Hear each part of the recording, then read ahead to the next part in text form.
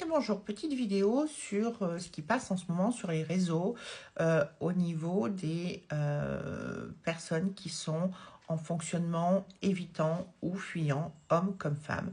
D'abord, ça existe depuis la nuit des temps, hein. Simplement aujourd'hui on en parle de plus en plus. Ce qui me dérange, c'est qu'on te dit encore, toi, comprends, adapte-toi. Oh oui, le pauvre, hein, il a, ou la pauvre, elle a un comportement fuyant, évitant. Ben non, en fait. Et toi, en fait, dans l'histoire.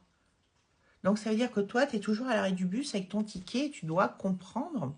Non, ça veut dire là, il faut que tu te choisisses.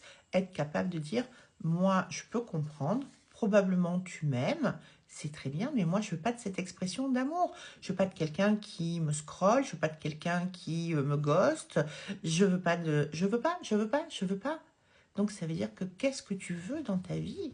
Ce que tu veux, c'est qu'on te respecte, qu'on te choisisse, mais pour ça, il faut que toi, tu sois capable de te choisir et de connaître ta valeur.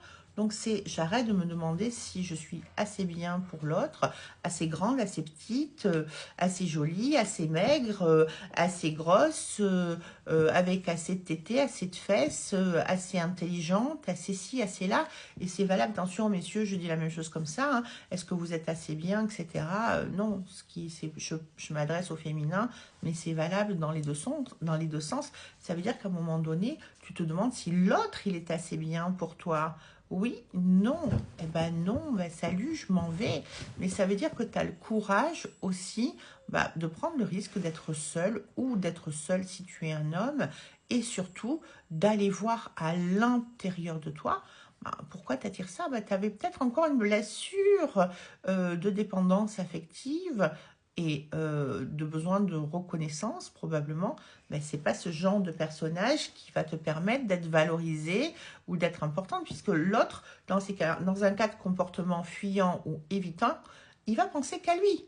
C'est lui au centre de son royaume et tu vas être comme un piaf à qui il va donner des miettes. Et puis si en plus tu as le culot de lui dire que, ou de lui dire féminin comme masculin, que tu es comme un piaf à qui il donne des miettes, il va se mettre en colère.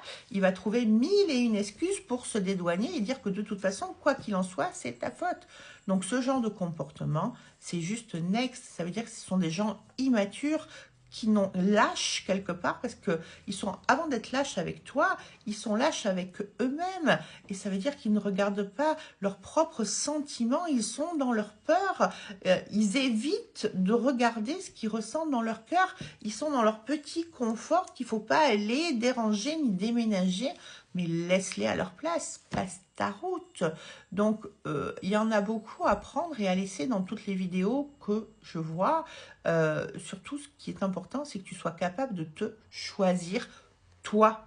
Qu'est-ce que tu veux?